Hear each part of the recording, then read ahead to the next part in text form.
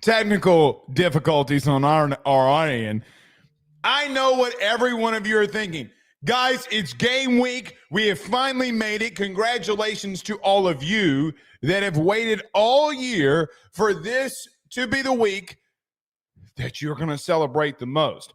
And I know the one thing that you want to talk about the most, the number one thing that you want to talk about the most, it's not Garrett Nussmeier got number 18. It's not LSU versus Clemson. It's why in the hell, as a consumer, do I constantly have to continue to spend more money to watch college football? In case you missed it, YouTube TV, which I am currently a member of, might not be for long, but that I'm currently a member of, has had disputes with Fox. And I know that a lot of you don't really care about Texas or Ohio State or Penn State or all of those other teams, Oregon. I know that you don't really care for them. I love college football, and I want to be able to watch it. And I want to be able to pay for a service where I don't have to pay for multiple services to watch multiple games. It's not how this should work. But YouTube TV and Fox are fighting right now. And they're fighting over, I guess, if they could broadcast stuff. I don't know. But I want to watch Auburn versus Baylor on Friday night. I want to watch Texas, Ohio State. And we keep having these freaking people continuously ask more for us. See, you and I are a lot alike. They keep screwing us over, the little man, because they know that they can, and there's nothing that we're going to do about it. But here's the thing. You best believe that, look, I'll pay $20 a month if I got to make sure that I'm able to watch it regardless. Oh, by the way, Saints come on Fox. So if you are a Saints fan, which I know a lot of you are, but if you are a Saints fan, how are you going to watch the Saints? We just want freaking football. And every single time that you keep coming in here demanding more money from us, fucking over the little guy, it just is going to continue. Like, we got to get to an impasse. You know what? How about this? To the next presidential candidate that can get college football on one network so I can watch it, just that, and put everything on one platform where I can watch all of it, I will vote for you. I don't care about any other things. Fix some of these things that's going on in sports, and I'll vote for you. You'll have the Ruffino family vote. It's only two of them. Our kids aren't old enough to vote yet. But nevertheless, we're live. I know what you're really here for. You are here for because it is game week. LSU versus Clemson. We got lots to talk about. Brian Kelly went to the podium today, talked about and previewed the Clemson matchup. We'll get into that. Garrett Nussmeier is announced as being the new number 18 for LSU. We'll talk about that. And by the way, you know what it is. It's Preview Monday, as we've always been doing it. 7 things and 7 storylines going into LSU versus Clemson that we need to talk on. Who is going to win each battle in those 7 topics that we'll get to. We'll do that coming out of the break. But it is officially game week. I know you're excited because I definitely am as well. Pamela is a new member on YouTube. Thank you so much, Pamela, for becoming a member on our YouTube channel. The more that y'all keep doing it, the more content that we will put out there for members-only stuff. Maybe get into some salsing stuff. But thank you for coming to a member on YouTube. Thank you so much.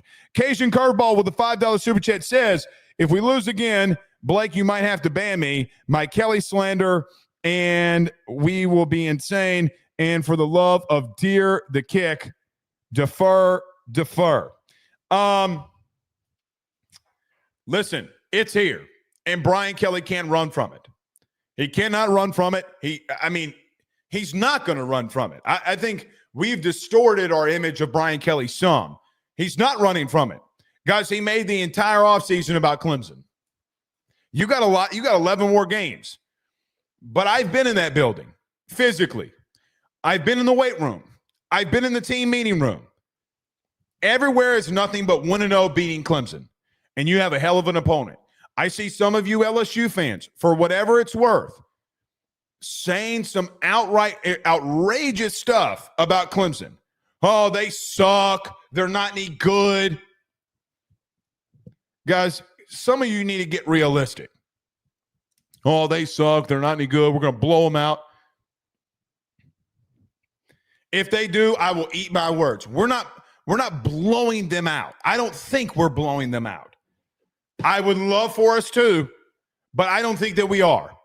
We just need to be guys, if LSU goes up 3-0, I'm tweeting out, stop the count. Stop the count. Let's just win the game. Who gives a shit how we do it? We're worried about the wrong things. Let's just win the fucking game and get on with it. And get on with it. That's 2 F-bombs already, and I need to stop that. But it's the truth. 1,000% is the truth. So we'll see. $5 super chat here from LSU fan 34. Thank you so much for the super chat. Says, what's up, Blake? Big fan of AYS. Love the LSU breakdowns and game week hype. Keep it rolling. Checking in from Manteno, Illinois. See, that's how you know that somebody watches. When they tell you where they're watching from, that's how you know that they watch the show. Because, by the way, where are you watching from tonight? That is a massive question mark. I know Noah Mason is in Texas watching because he's always in here saying where he's listening from. But where are you watching from tonight? To LSU fan 34, thank you so much, man. Glad to have you in here. It's going to be real fun. Guys, it starts this week. The 7th-month journey that you and I are going to go on will be a fantastic one. And I am very gracious and glad to be going on it with you. This is going to be very, very fun. All right. We got Cajun Curveball in the 504. Ty Davis, the same in the 504. Good to have you in here. David is in Zachary, Louisiana. The 225's got to stand up. Cohen is in Memphis, by the way of the 337 representing. You know you got to love the 337. Terry Delahousse, also in New Iberia, the 337 can. A New Iberia man itself. And Corey Raymond, get this DB room up and moving. Our good friend Tim Graves says in Charlotte, North Carolina, good to have you in here, my good friend. Good to see you. It is LSU football. Good to have you back in here, Tim. Good to see you. Brandon says Tuscaloosa, Alabama, behind enemy lines. Yeah, man, a lot of, I don't know how you live there. Ray says he's in the 251 Mobile, Alabama.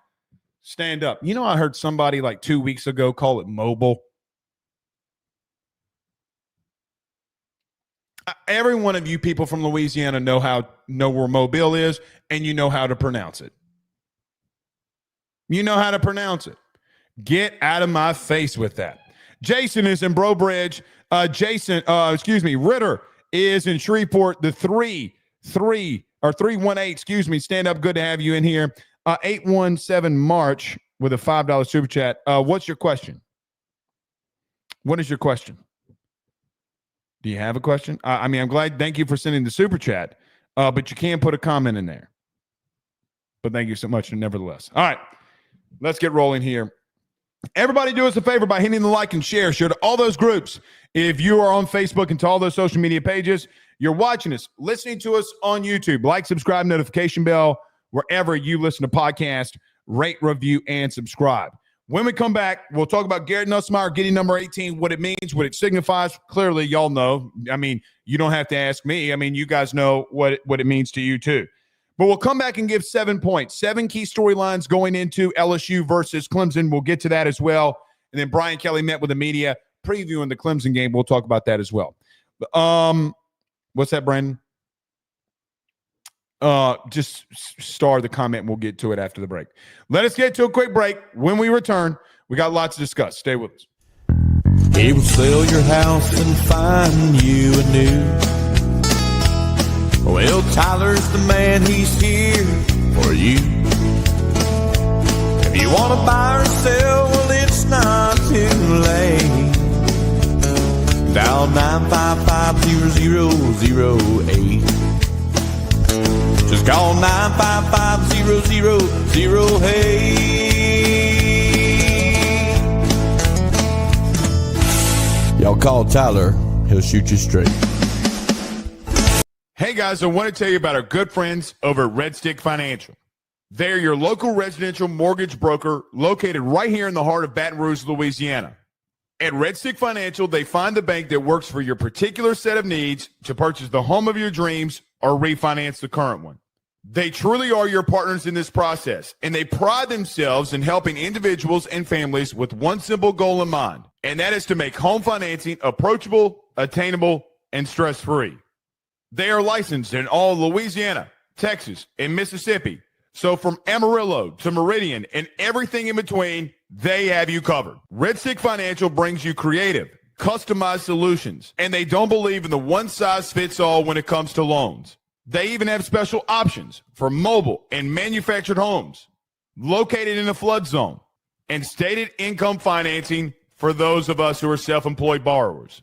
If you or someone you know is looking to buy a home, refinance an existing mortgage, or simply want to know what options are out there for your future, give Red Stick Financial a call today at 225-407-9250. That's 225-407-9250. Or check them out online at redstickfinancial.com.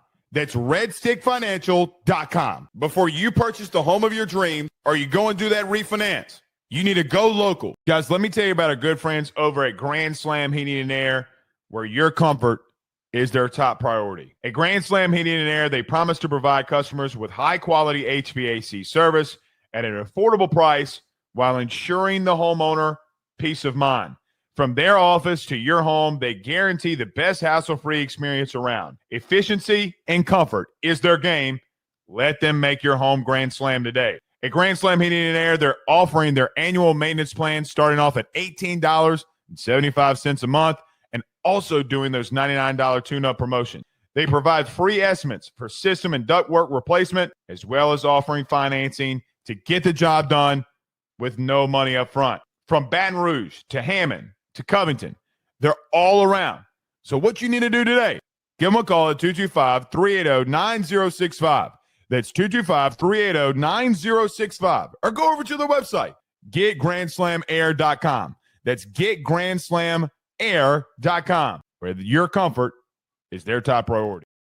We're back. All right, a couple of super chats. 817 March says, Blake, I heard Brian Kelly at the press conference today, and he referenced having a freshman safety next year. Maybe. You got some good ones. Got some good ones in the city limits of Baton Rouge.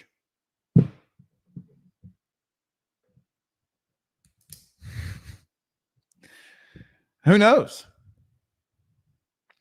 I feel a little confident that that's moving in a good direction. We'll see. Can LSU do the right thing and make the flip there? But we will see. We will see. Cajun Curveball with a $2 super chat says, Blake, people don't know how to pronounce Shuck. Were you testing me to see if I could? Thank you for the super chat. I mean, it's Louisiana, man. It's Louisiana. I mean, people are going to do that. People made fun of Orgeron. It's not the easiest thing, I guess, but I'm old enough to remember when Tyler Shuck almost clipped Notre Dame last year. I'm also old enough to remember some of the games that he had. I don't think either one of them have shown that they can lead you to an 8-win season. I mean, I've watched both of them. We don't talk a lot of Saints on this show, but if we did, I don't think they can lead you to 8 wins. Hell, I don't know if they can lead you to 7 wins. So offensive line didn't look great. It is what it is. All right, let's get to it here. Garrett Nussmeier was named and announced as LSU's new number 18. Harold Perkins keeping number 7. I think we pretty much all knew that was going to happen since he was already still wearing number 7 during all of fall camp. But LSU quarterback Garrett Nussmeier has been announced as the new leader to take over number 7. Listen, I don't think that this one would come as a shock.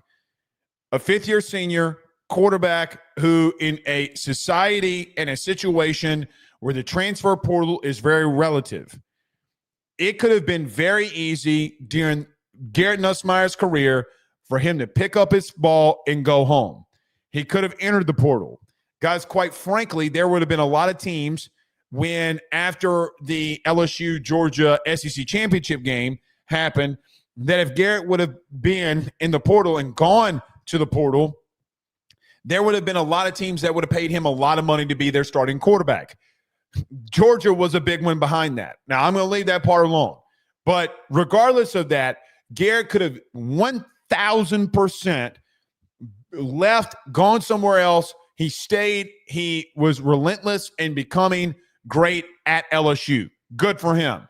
I don't know from an offensive standpoint. I don't think that there's any player on LSU's team right now that, in my humble opinion, offensively could have been awarded that number.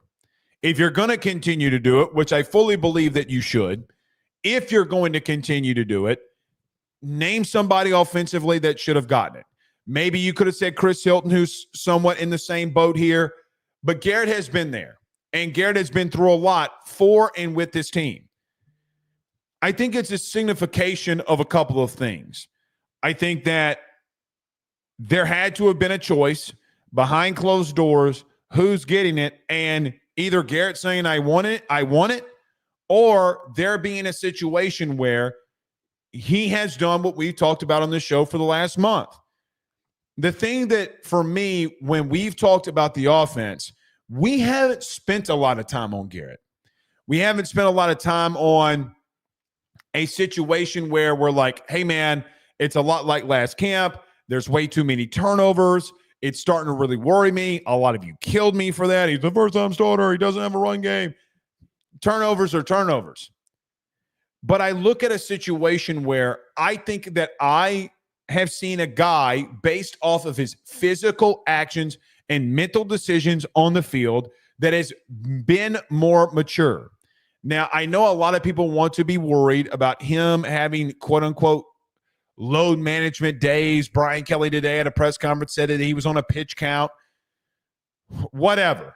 Bumps and bruises in camp, even to quarterbacks, is going to happen. Fatigue will set in. But can Garrett be the person that you need him to be? What you need him to be on the field is to be the guy that is that second-year starter that can overcome some of your weaknesses. Because there are some weaknesses that you have offensively. Can he be good enough to overcome some of them? Can he mature going into year two as a starter and not make some of the decisions that he did a year ago? Because he said it, I've said it, his coaches have said it, Garrett went out there multiple times again and said it himself. I have to be better in decision making. Well, I've seen it in fall camp. Does that translate to Saturday at 6:50-ish versus Clemson? Because if it does, I feel a lot more better about where you're going throughout this season. But this signifies to me a couple of things. There is already a lot of pressure on Garrett. And you understand the pressure that comes with wearing that number. The pressure that comes with wearing that number is that you're the ultimate leader. Are you? Because what we know about Garrett on the field is what we know about him on the field. What we need to see, because this team is going to ride and die by what he does on and off the field. Can you continue to make that leap in a mature way? I'm not worried about Garrett right now. I will start becoming worried if you go back to some of the ways and some of the things that you did a season ago. I haven't seen it. These eyeballs have not seen it. I know everybody talked about the knee. I know that everybody freaked out because he didn't play on Saturday, quote unquote. We will see. But you have a chance to go down as one of the greats. And I talked about pressure just a second ago. I want to bring that up. Nobody on this team from a player aspect has more pressure on them than Garrett. I know you could say maybe it is Harold Perkins and all that. Maybe you're right. But Harold Perkins isn't number 2 on FanDuel, who is the lead sponsor of the show, but he's not the number 2 guy in all of college football on FanDuel in the odds to win the Heisman. It's Garrett at plus 900. It's Garrett. You're in the top 8 of teams that on FanDuel that people project that can win a national championship. Your plus, I think, is 1,500 on FanDuel. Now, if you go over there, you need to bet responsibly when you do it.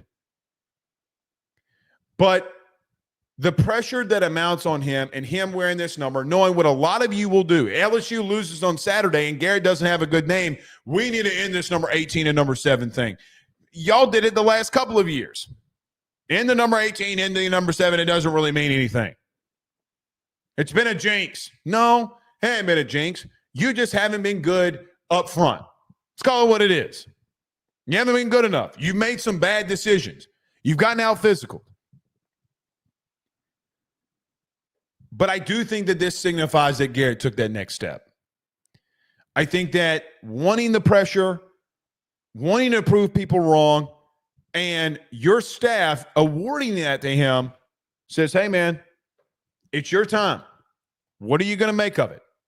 What are you going to make of it? I think he's going to do good with it. And I think that we have an outright dogfight this upcoming Saturday between him and Cade Klubnik, who, guys, quite honestly, might be the number 1 and number 2 overall picks. Very easily could be the number 1 and number 2 overall picks in this upcoming NFL draft. Can Garrett go out there and prove that he is taking that step will be the question. All right. Let's get to it here. So every single Monday, normally we do this with Carter. We're going to try to get Carter on tomorrow. We just had a lot that we needed to talk about here. But every Monday in the beginning of the season, you and I either do a preview or we do a recap of the last game. Well, we didn't play last week, and I've already talked about the scrimmage, which really didn't amount to much. But we have a game this week, and it's LSU versus Clemson. Primetime Saturday night on ABC. I think Kirk and Reese maybe are on the call. I'm not sure about that yet. But it's the primetime night game in college football at 6:30-ish. It ain't going to kick off at no 6:30, but 6:30, 6:45-ish this upcoming Saturday. There are 7 storylines for me that I think going into this game that we need to talk about. The first one is very simple to me when I look at LSU versus Clemson. The number one things that I am looking at when this game gets kicked off, it's going to come when LSU has the ball. Can you run the football? That is it. Last year, you were terrible because it's the worst thing that you did. You were 108th in the country in rushing. You weren't effective enough. You bailed away from it too quickly. Your coordinator did not stay with the run game because I guess he didn't believe in it enough. And quite frankly, you got out physicaled up front. Now, at the end of the season, when Brian Kelly got involved, run game kind of picked up. So maybe you just need to stick with it more. But the first thing in storyline going into this game for Blake Ruffino in the preview of this game is LSU going to be able to run the football effectively at all?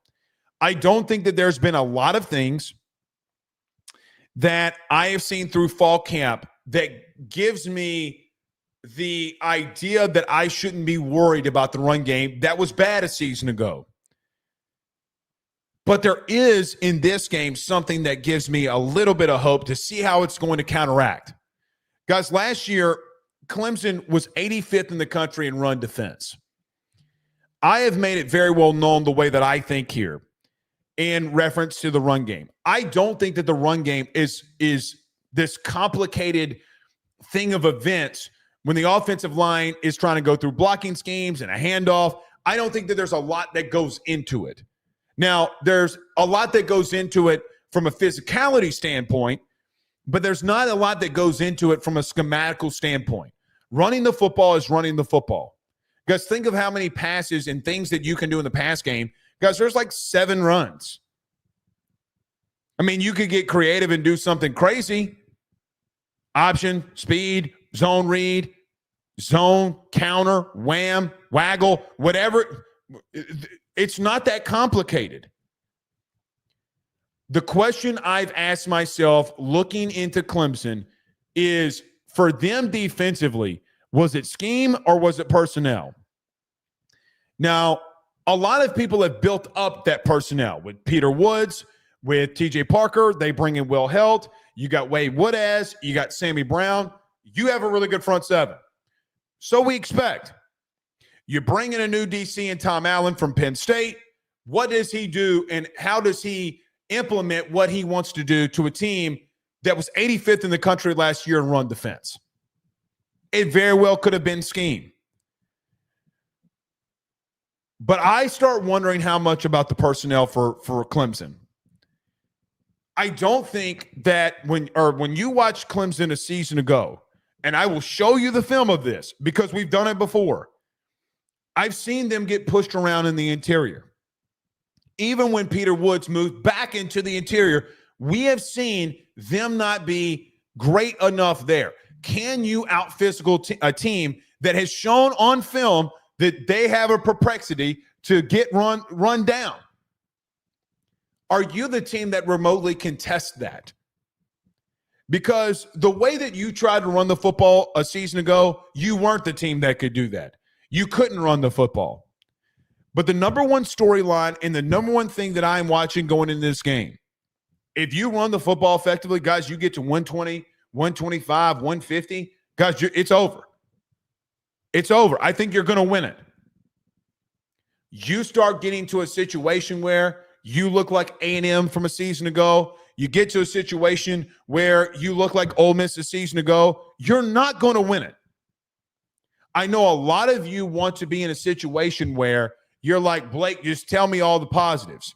Well, the positive is if you actually did, when you went out in the portal and got Braylon Moore, when you went out in the portal and got Josh Thompson, you moved DJ Chester or Palma being the steps up at left guard, you got two new tackles that were highly recruited. One was a 5-star right tackle, and Tyree Adams was a top 50 guy from the state of Louisiana. It's not like you have bums, not from a recruiting standpoint. The biggest thing is that you got to go out there and physically take it to their ass. There's no more pity pat. There's no more playing around. Because if you don't get into the top 50s in rushing, you're not making that 12-team playoff. If you do, you win this game.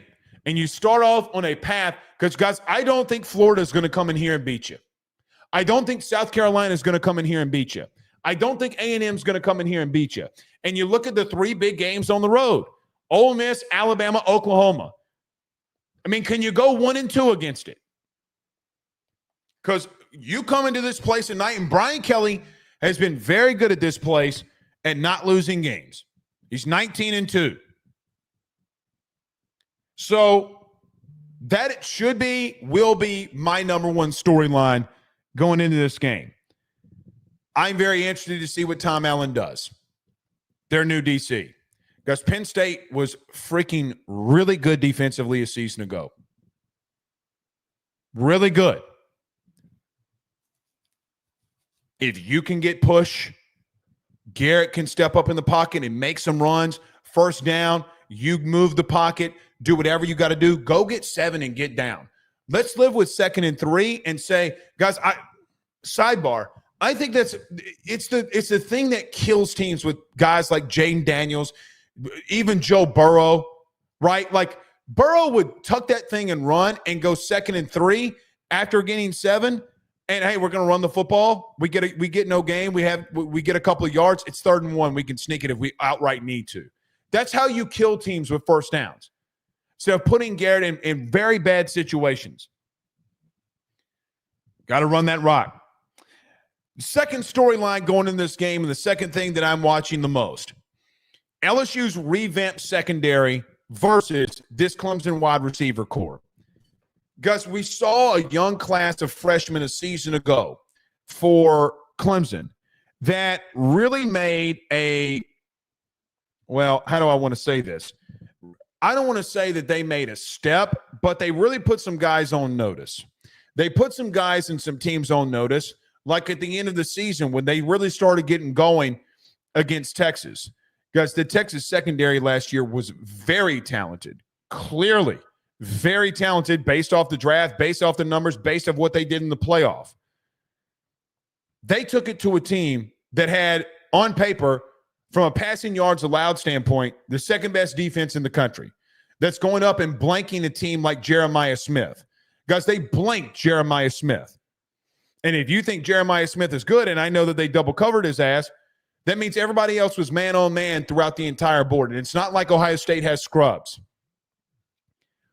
But you have a new revamped DB room. You're going to start 2 new safeties. You're going to start another boundary corner, and either Ashton Stamps or PJ Woodland, in my humble opinion, is going to get that start. I have not, for what it's worth, I think DJ Pickett plays. Guys, the last 10 practices that we've been out there, there was a mixture between Stamps and PJ Woodland at the other boundary corner running with the ones. And if you just go to practice, that's what you've seen. If they throw DJ out there and it's with the ones and he starts the game, well, then they did it. They purposefully made him run with the twos when the media was not there, and when the media was there, and then when the media wasn't there, they let him run with the ones. But you can't take reps with the second team and then run out there with the first team, because communication is a big deal. But there is a chance that with your secondary that you just have all new starters, PJ Woodland included. I do think PJ, of the 3, has been the most consistent in camp. Mansour Delane has been a very good addition. Guys, we've seen him in the ACC. We've seen him against teams and really good receivers that the ACC did produce last year. It was the best thing the ACC did a season ago was receiving cores that they produced. Mansour Delane was a big factor in stopping a lot of those. I think he's had an exceptional camp, coming down with the interceptions that he has, the PBUs that he's had. He's looked very good. I think A.J. Halsey's been really good in the run game, has been susceptible to some of the things in the pass game. But he's been there, along with Tamarcus Cooley, who I think a little bit of the same, which I think Tamarcus and Deshaun Spears are going to rotate in and out of that position. Because you have a revamped secondary. And you have another guy that is technically a safety that will play that star role. I know they technically label it a safety. I mean, Major Barnes was in the safety room a season ago. You have a whole revamped secondary. I think that this wide receiver room for Clemson's really good. I think they're very talented. With TJ Moore, Antonio Williams, and the gang, I think they're a very good unit. Klubnik and them did some very good things a season ago. But when you look at LSU's revamped DB room, I'm not asking you to be 2011. What I'm asking you for is, hey, safeties, can you help defend the run game? Hey, corners, can you get your head turned and try to make a play? Can we start limiting some of these explosive plays that we're constantly giving up? This team and this secondary has got to be extremely good at tackling guys in space. Guys, if you watch Clemson and what they want to do offensively, it is very, very simple of some of the early down stuff that they want to do. They want the ball out of Cade Klubnik's hands quick, fast, and in a hurry. They run a lot of drags, meshes. They run a lot of sticks. They're going to throw some screens to the back. They're going to throw some screens and bubble screens to their receivers. Gus, go watch the Texas game. And then they're going to leak somebody deep after they've lulled you in, and they're going to try to go vertical on you. Go watch every game that they played a season ago. I guarantee you, to start the game, they're going to get the ball out of Cade Klubnik's hands very early and very quick. And when they start bringing your DBs down, they are going to take shots deep, and you got to make sure that you're able to capitalize and not be able to get beat. But you better tackle in open space, because if you keep having some of the tackling woes in the secondary that you've had the last couple of seasons, this wide receiver core is going to bust you up. They're going to bust you up. I can live with them having better dudes than us. What I can't keep living with is you keep constantly blowing assignments. Right? I can't keep having blown assignments by the corners. I can't keep having blown assignments by the safeties. I think like last year, I wasn't mad last year at Major Burns when he went up against Trey Harris in the back of the end zone. He's trying to make a play. Trey Harris makes an unreal play. What I do put on that safety room from a year ago and this corner room from a year ago, this Ashton Stamps gets hit with a double move. The safety, who's supposed to be shaded to his side, literally stands there and does not go give Ashton Stamps any help. He watches the sluggo get hit in the back of the end zone, and he just watches the football like he's Henry Rollingardner when they're playing the Dodgers, and Suarez, who just got hit in the back, and you have a deep fly ball in the right field. And Henry Rollingardner's like, wow. Think I got kids of the age of 6 that watch Rookie of the Year. So all my son Ben watches, by the way. You got to be better there.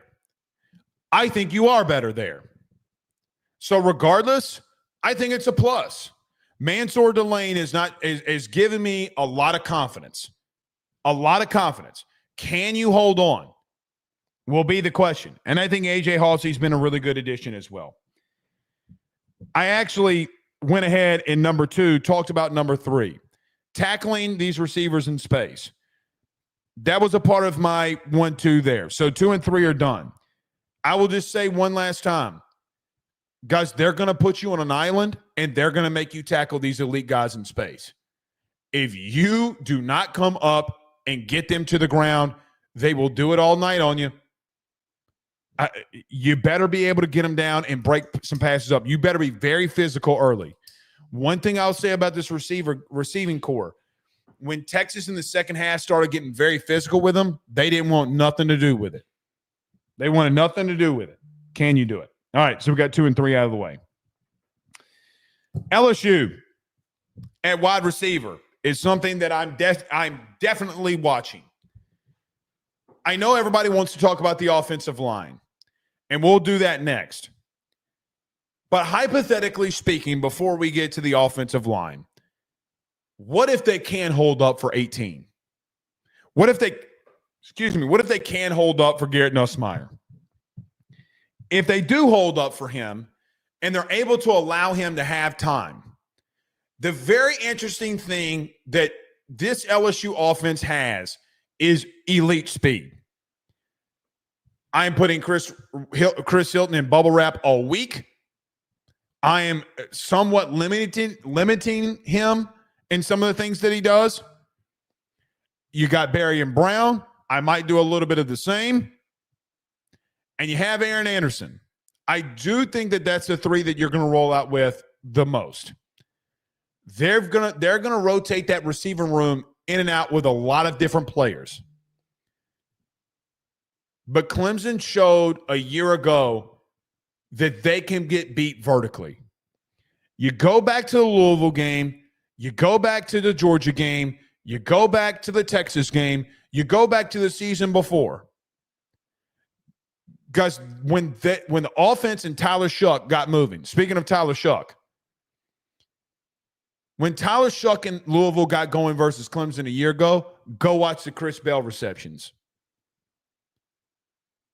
And Chris Bell does not have the speed that you do on the perimeter. He does not. That Louisville team did not have the speed that you do at the perimeter and in the slot. If this LSU offensive line is going to hold up for Garrett, I am very intrigued to see how Brian Kelly, Joe Sloan attack this DB room for Clemson. The reason it's so intriguing is I think that Clemson knows that you're going to try to push the ball down the field.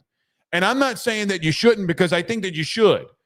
And I don't think that you should go into this game saying to yourself, hey, man, it's the same old stuff with Joe Sloan. He's just trying to throw the deep ball. Well, yeah, in this specific game and scenario, when Clemson showed a year ago that they could get beat by that, you might want to test it. And you might want to test it often. But you can't do that all game. And you're going to have to get these elite guys out in space with some quick hitting stuff. Xavier Thomas has got a lot of reps. Barry Brown, Chris Hilton, Aaron Anderson, and Trey Green and Bauer Sharp. I think how you can utilize that room could be otherworldly, to be real with you. They have the talent to be really freaking good. I think that you can do some really special things versus this DB room. I do. But, man, you got to be able to take it to them. And schematically, you can't fall in love with trying to hit the deep pass over and over and over again. You're going to have to throw some quick slants to Chris Hilton, and you're going to have to throw some hitches. You're going to have to get Trey Green and Bauer Sharp on some stick routes for 7, 8, 9 yards. You're going to have to let them walk up. And you're going to have to run the ball effectively, because when they do and when you do that, you can get Chris Hilton one-on-one on the outside with somebody on the boundary and take your shot. There is nobody on Clemson's team that can keep up with number 3. It doesn't exist. It does not exist. This wide receiver core, if utilized in a right way by play calling, could do something special. Does Nick Anderson get involved in all in this? Now, he was on the bike on the scrimmage on Saturday. Brian Kelly said that everybody should be a go. I think that, he does. I heard somebody ask today in the press conference about the injury report. Guys, y'all do know that he does not have to give an injury report this week. Blake, yes, he does. No, he doesn't. He has to do it for SEC games. He does not have to do it for this game. Not to my knowledge. The way that I understood it, the SEC is making you put out injury reports for only in-conference games. I mean, he could easily say, no, we're perfectly healthy, and Nick Anderson doesn't dress. I mean, what's up with Nick Anderson? He's on the bike? I mean, I don't know. That one seemed a little bit different to me. But that's just me. Regardless, number 4, I think you can separate. You can separate here. Number 5. Let's talk about the offensive line. Guys, I talked about this on Saturday, and I want to make this a somewhat big talking point here. I don't know how much faith right now that this offensive line has given me to be able to show me that they can run the ball effectively. I don't know if they can hold up enough for Garrett. Guys, it very well may be a situation when we get out there on Saturday that we're in a place in time and situation where what we saw in camp was you facing off against a really good front 7 in your own team. They could have known the plays. They could have known your calls. They could have known all of it, and they just dominated you early. Could very well be the case. It's the biggest weakness that I think that you have. Now, the Brian Kelly conversation today about him saying that, and we'll talk about this in just a moment in more depth, but Brian Kelly saying that we might play 6 or 7 offensive linemen is not shocking to me, nor should it be alarming or shocking to you. They have 2 positions that they're not locked down on. And Brian Kelly, without telling you, is telling you, we have not locked down left guard. We haven't locked down right tackle. It legitimately, it comes to that. I am not saying that this offensive line is going to be bad. I'm not saying they're going to be good. They just not have shown me in camp enough that doesn't make me not worried about them. Right? Like, I am very much worried about what Saturday's performance is going to look like from that unit. We could come in here, and I hope that we come in here on Saturday and say to ourselves, Blake, what are we even doing? Offensive line actually didn't do bad at all. They actually were pretty good. And I hope that's what we say. There just hasn't been a lot that they have shown me to give me a lot of faith. However, I do think you're facing off against a really good unit and your own defense. I think you're facing off against a damn good unit. And I don't need you to be the best offensive line in the SEC. I need you to give Garrett enough time to throw the football. I need you to get 4 yards to carry for me.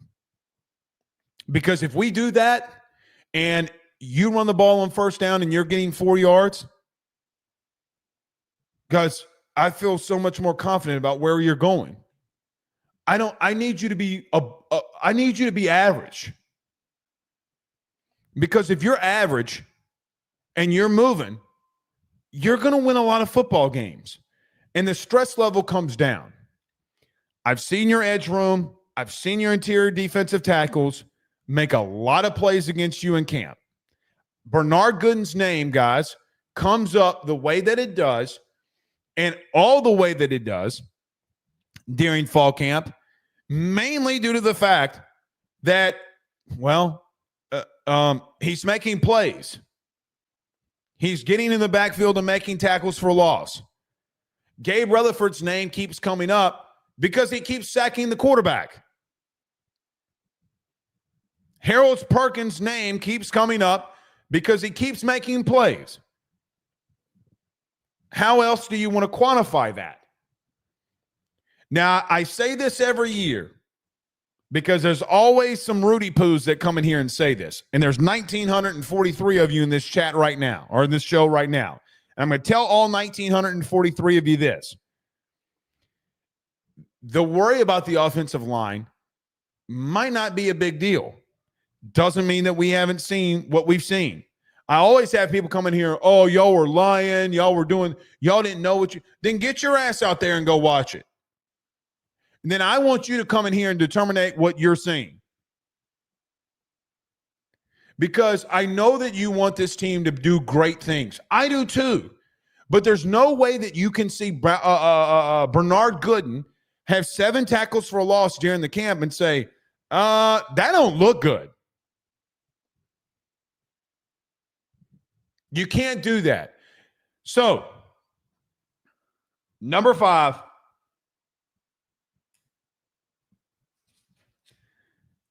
What is it? What is this LSU offensive line? Because I have no idea. No idea. All right. Couple more things here. So that was number 5. 2 more things here. Cade Klubnik. Can you contain him running the football?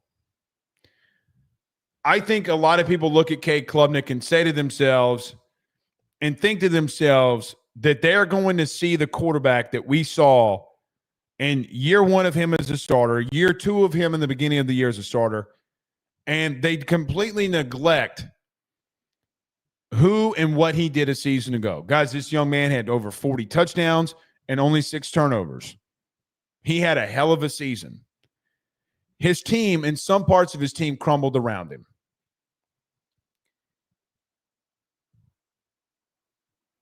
Containing him in the run game is going to be a massive deal for you. It's going to be a massive deal for you because we've seen him make plays on design runs against really, really good defenses and him take it for 6 from 50 yards out. He is going to scramble. He is going to break contain. And quite honestly, guys, you're just going to have to live with him making plays. However, you got to be able to contain him and keep him in the pocket. Brian Kelly, I thought, gave the biggest game plan, and it's not uncommon. I mean, I don't think that Dabo would have ever imagined that Brian Kelly's thought wouldn't be to keep Cade Klubnik in the pocket, because they're going to have to. When he starts extending plays, shit starts becoming dangerous. We'll talk about this from BK in a minute. I don't think Cade Klubnik is the level of athlete of Lenore Sellers, of Jalen Milroe, etc. from a season ago. But guys, we have film of him and games of him of running a quarterback draw on 3rd and 1 against Texas from the 50-yard line and him hitting the sideline and taking it for 6. They have really good athletes. Better than yours a season ago on defense. Containing him and getting after him is the key to winning this game. Now, I say contain him. You also got to contain him when you get to him, because he has been very lethal at extending plays that he shouldn't. Kind of Bo Nix-ish, if you will, when we face off against Bo. You got to send some heat after his ass. And if you can send some heat, and I'm not talking about blitzing him all the time, you got to get home with 4 too. That's how you beat him. You got to find a way to get to him, and if you can get home with 4, you're gonna beat him. Can Gabe Rutherford, Patrick Payton, Jack Pyburn be who we think that they are? Now, the games that they lost a season ago, those teams did the best job of containing him, not named Texas. Texas did not do a good job at all, nor did they care. They were just trying to get after him, and if he broke contain, he broke contain.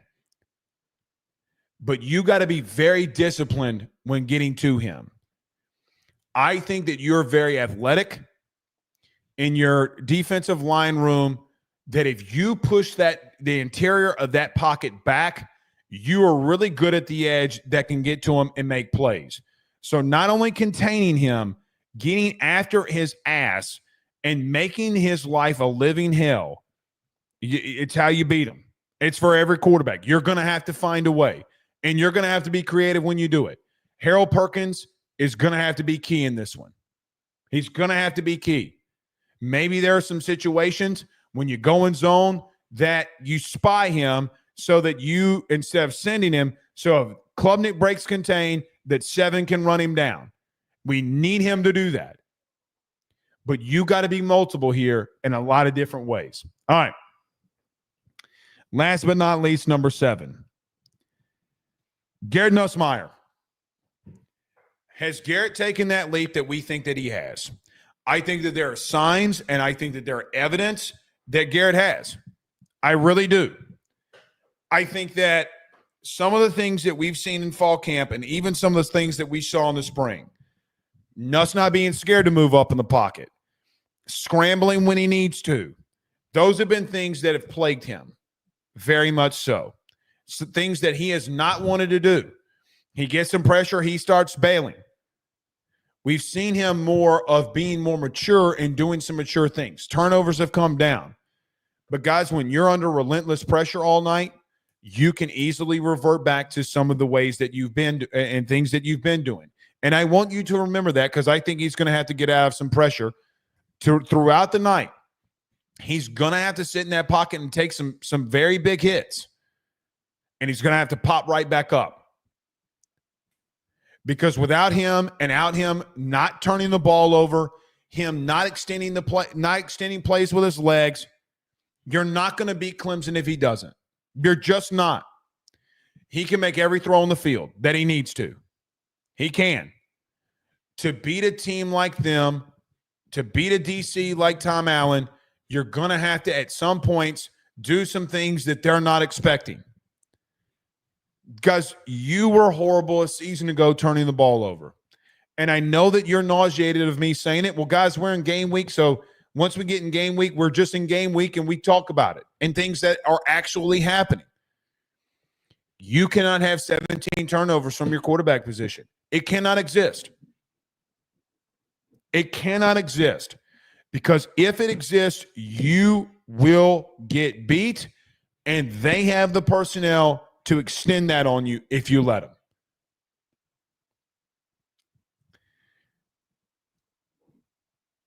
I know that there is the thought process. Well, Blake, if you can't run the ball and they can't block for his ass, then what is he supposed to do?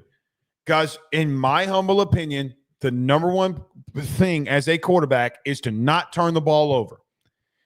If you do that, you don't give yourself a chance to win. I will bring up another quarterback. Guys, did y'all watch the thumbs up, thumbs down in the chat? Did y'all watch the Kansas State-Iowa State game?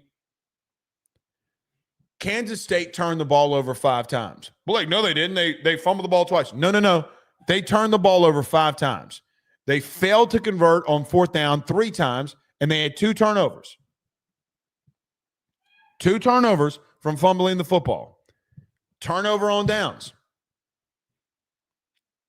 It's a turnover on downs. They turned the ball over 5 times. Want to know why that game was close? Because they kept turning the ball over. They couldn't execute. They made dumb, simple mistakes. I don't think Garrett's going to do that. And I think he's going to make some elite throws. And I think he gives you an excellent chance to go in there and win this game. I do. From some things that I've seen, I do think that he gives you that a really, really more than good chance. He gives you a great chance to go in there and win. It's not all on him. It's not all on him. So the 7 storylines coming into this game and the battles when this game gets kicked off that we're watching for. If you hit on 5 of them, you're winning. If you don't, if you lose, it's going to be because, hey, this rush defense was not good enough. You couldn't stop Klubnik.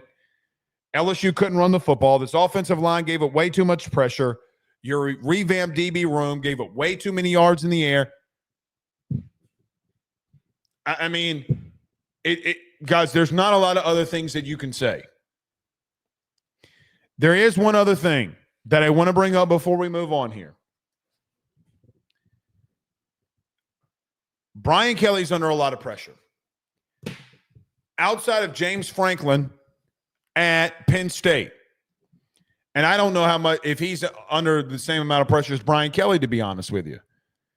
Brian Kelly has more pressure on him, I feel like, from a national level and a local level more than any other head coach in the SEC and maybe even the country. Dabo has a lot on him as well. Don't get it twisted. A lot of people have been going out there saying, man, Clemson and Dabo, they figured it out. They stayed the course, and this is Dabo's best team. They can go in there and win a national championship. Okay, if that's the truth, what's the perception going to be for Dabo Swinney if LSU goes into Clemson and beats them? Louisville did it. Why can't you do it? Why can't you do it? The pressure on Brian Kelly is immense. And pressure either busts someone or makes diamonds. There's going to be a critical coaching decision that both of them are going to have to make throughout the game. And whoever, I mean, and look, Dabo's been there. Brian Kelly's been there. But BK's got a lot of pressure on him. And I don't think you guys are going to let him off the hook, nor will I let him off the hook if this goes like it's gone the last 5 seasons. You lose on Saturday, it's 6 straight years, man. 6 straight years. And I don't want to continue to go through that. So we'll see. All right.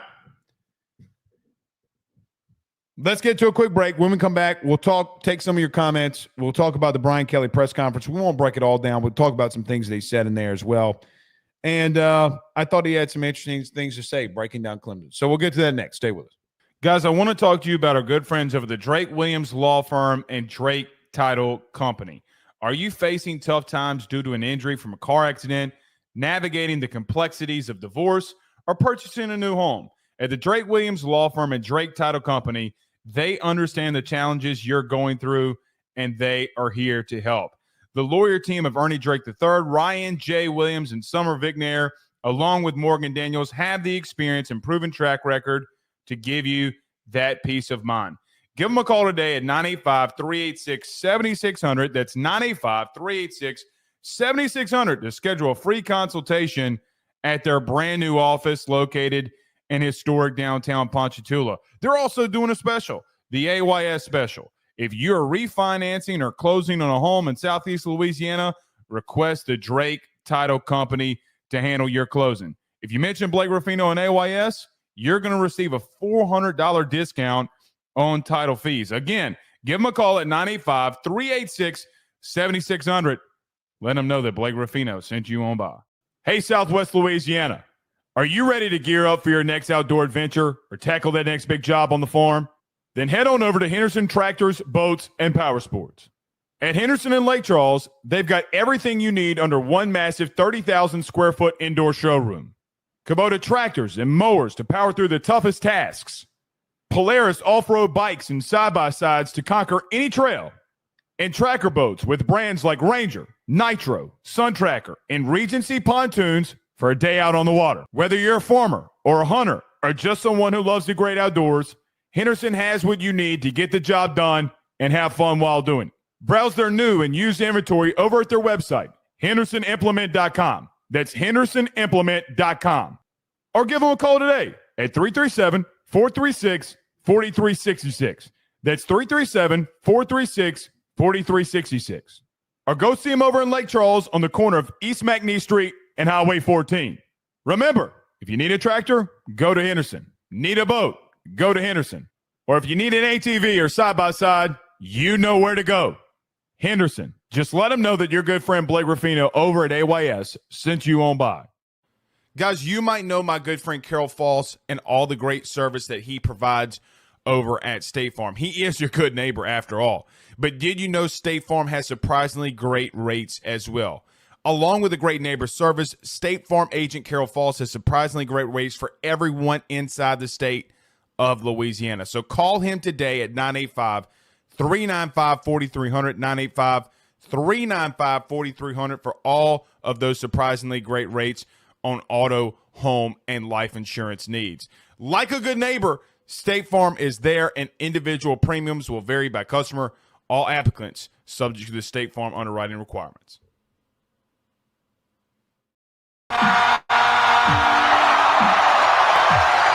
By the way, my Yankees better find a way to make the playoffs. That's all I'm saying. Aaron Boone might need to get fired. All right. Couple of quick things I want to get to here before I move on. Yes, every episode's brought to you by our good friends over at FanDuel. Season's here. Who do you think's winning the national title? Who do you think's going to win the SEC, the Big Ten? Go over and place those bets over at FanDuel. You got some discretionary income? Utilize it. Go sign up for FanDuel today. Do you want to sprinkle some of that plus 900 of Garrett Nussmeier winning the Heisman? Do you want to sprinkle some of that plus 1,500 on LSU to win the national title? That is definitely up to you. But the best place to do it, the number one sports book inside the United States of America, is our good friends over at FanDuel, and we are grateful to be partnered with him or with them. So bet responsibly. Go over to FanDuel. Sign up today. I should have started the show off with this.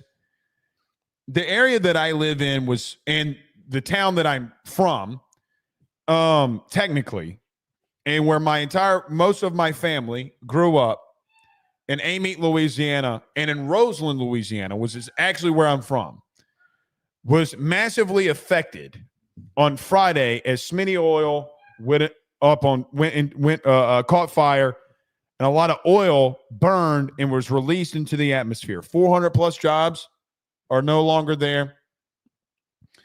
And the community relies on Smitty Oil as a massive part of its resource. To all of those who worked at Smitty's, had someone, a family member, friend that they know that worked at Smitty's, to everybody in the local area, Roseland's not a big place. It's not a big place. It's got a lot of great people, but it's not a big place. I feel bad for the people of Tangipahoa Parish. I do. It's not going to be an easy rebuild on this. So I ask all of you to keep the people and those ungrateful people that think that, have made this try to make this such a small ordeal.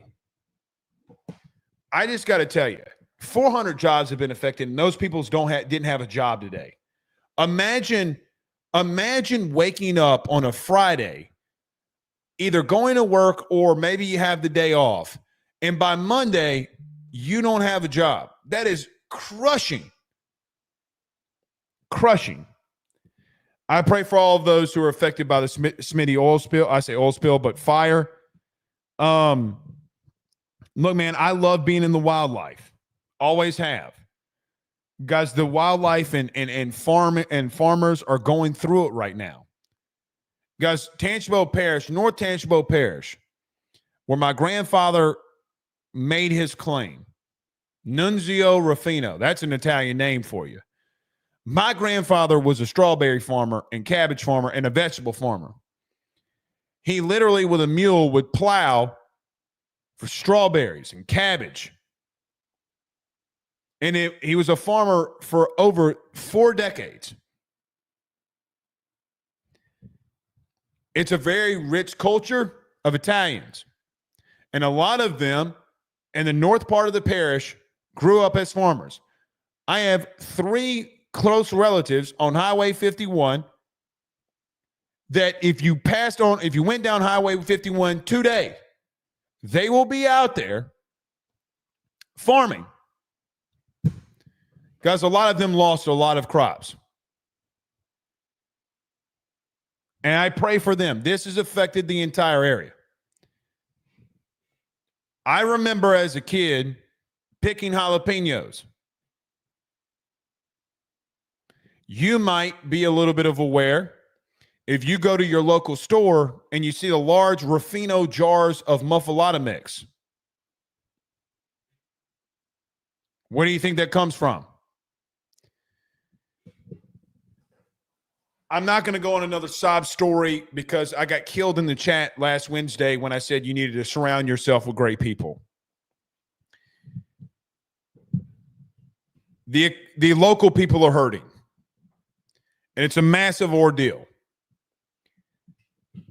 I hurt for the people who lost jobs. I am devastated by those farmers who all summer long planted a crop that they were about to harvest here in a couple of weeks that are gone. They're gone. It's their livelihoods, man. It's devastating. All right. Yeah, don't think Nunzio Ruffino didn't have me out there picking some jalapenos. I can cook some really good food with jalapenos. Come over to the Ruffino house. I'll teach you a thing or two. All right.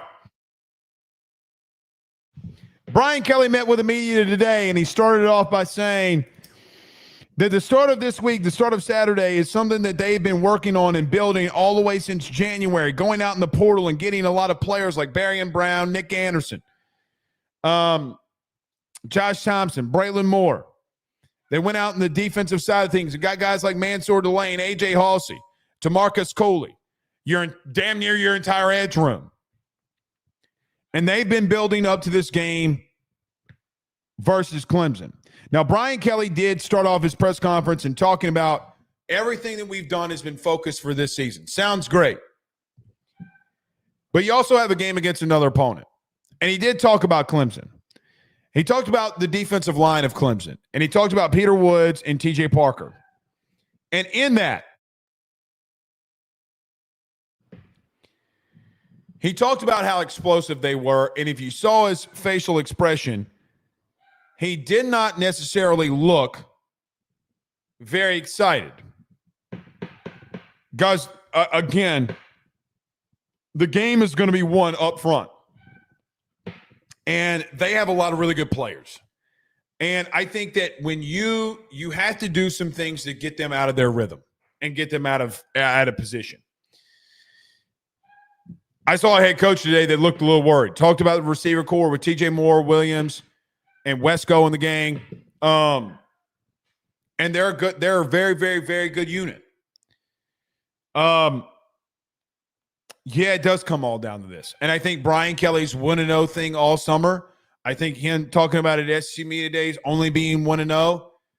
I mean, guys, he understands how big this is for perception, for a lot of different things. They got some good players. Can you scheme around them? And scheme to where you take them out of the play. Brian Kelly was asked about the offensive line. And he brought up Paul Mabenga. And he brought up DJ Chester. And he talked about Cohen Eccles. He said Paul Mabenga moves very well. And we like what we've seen from him. And DJ Chester, if he winds up being there. That sounds like insane in the press conference today when he said that DJ, if he is there, well, what does that mean? Because all I saw Saturday, and I know that Braylon Moore was out, but even the day before that, and the day before that was not DJ Chester at left guard. It was Paul Mabenga. I have not seen Cohen Eccles at left guard enough with the first team to think that he's going to start here. I do think it comes down to Chester. I do think it comes down to Mabinga unless Cohen Eccles does something really interesting. I do think at left guard and right tackle, you are going to see a lot of rotation. And I say a lot of rotation, not like every play. Maybe one guy gets 2 series, and another guy gets a series or 2. And I think that's what was the biggest thing for what Brian Kelly in his press conference said today, which I know a lot of you kind of freaked out over, is, hey, we are going to play 6 or 7 offensive linemen in this game. And I know that it worried some of you, and I understand as to why, but guys, you got to find a left guard and you got to find a right tackle. Is Carius Curran going to get in this mix? I don't think it comes down.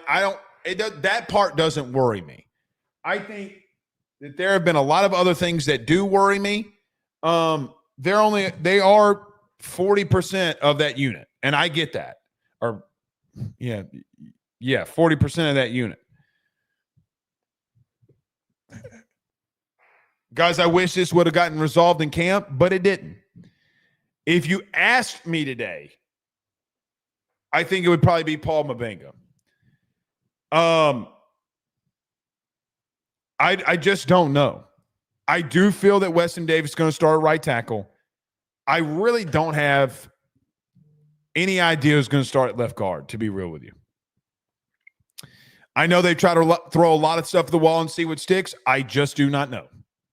So you can ask. I don't know. So we'll see.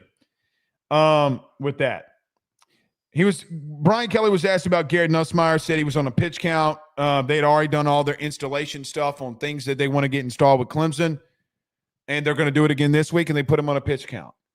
I do think Garrett is a little fatigued, to be real with you. I don't think in a meaningless scrimmage you need to throw him out there at all. You already got a quarterback that jammed his finger and jammed his hand on somebody's helmet. I do think that they are limiting him, and fine on it. We didn't see Garrett do much. If he was hurt, he wouldn't have done handoffs. I mean, they brought him in with the first team on all the run plays. What does that mean? I have absolutely no idea. Brian Kelly was asked about Gabe Relaford. Guys, Gabe Relaford, for me, I think in some bright lights here and some shining moments, I think that a bright light for me this spring and this fall has been Gabe Relaford. We did in the spring, what do you call it? The guy who won spring, the player of the spring. The guy that I chose was Gabe Relaford. Brian Kelly was asked about him today and said, hey, we brought in a lot of edge guys, and Gabe Relaford said, y'all ain't starting over me. He said it, not me. So what we said in the spring and what he said today, I think Gabe Relaford was faced with a challenge, and that challenge was pretty simple. Hey, man, we don't know if you're ready, and we can't take a chance to know if you are or not going to be ready. And throughout spring and throughout fall, he's beaten them. This is his first ever start. Real start is Gabe Relaford. And you're going up against a unit, and I haven't even talked about Clemson's offensive line. We'll do that on Wednesday. Lawton Swan is going to be joining us on Wednesday. What's the status of Walter Parks? But you got Gabe Relaford versus Tristan Lee. And if there's one player that I want to take, I want an LSU player to take it to somebody, it's Tristan Lee based off of all the shit that Tristan Lee got LSU in. This edge unit is deep, man. It's really good, and it's going to be it could easily come down to them and getting to Cade Klubnik. I don't think Brian Kelly said a lot more that we haven't heard from him in fall camp. Guys, we just got done breaking down Clemson. He gave some superlatives. He talked about Klubnik. He talked about receiving core and D-line. I mean, great. We've all talked about that. Those are really the 3 or 4 things that stand out to me the most on what Brian Kelly said today. And listen, this segment with him and what he says is going to be a bigger one as the season kicks off. Right now, I don't really think it means much because we all know what we know. All right. Let's get to a couple comments. Uncle T's Barbecue on YouTube says, hold up, LOL, is this the guy that said run a draw right at TJ Parker. That's not what I said. That's not what I said. And I think it's wild that some of you Rudy Poo-ass Clemson fans don't understand the meaning of what was being said. I told Garrett, because he refused to run the football in critical situations last year, go take it to somebody. And listen, to you Clemson fans, TJ Parker might have a big night versus LSU. Against all the other ranked opponents that you played last year, he had no tackles for loss. He did not have massive impact. So if you want to come in here talking shit, I ain't the dude for you to come in here and talk shit to. Let's go look it up. Hey, how was the Texas game? How was it? Oh, that's right. You don't want to talk. How was Louisville? When they kept running right at him with that Isaac Brown. How was it? He's a really, really good player. What I said was about, hey, keep the zone read. Teams are not going to respect LSU's run game in a zone read principle, in a zone read situation until Garrett takes it. So what? Pull this son of a bitch and go light somebody's ass up. It's a mentality thing for LSU. The fact that some of you don't know that from Clemson fans confirms all to, actually LSU's got more national titles than you in the last 20 years, that we know more about this shit than you do. Thank you for confirming you're a non-ball knower. And look how crazy you are coming in here to an LSU show. It's a mentality thing for LSU and for Garrett. You want to run zone read? You got to pull the son of a bitch because they're not going to respect you. If you watched the 20-minute segment that I did with Chris Phillips, it would have easily told you that that's what was being said.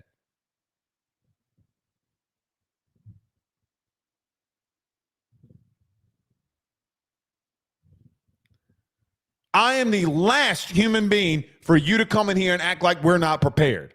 The reason that we're so confident on this show about what we're talking about is because we're prepared as shit. But go look it up. Go do you, big dog. Go do you. But don't come up in here talking that shit.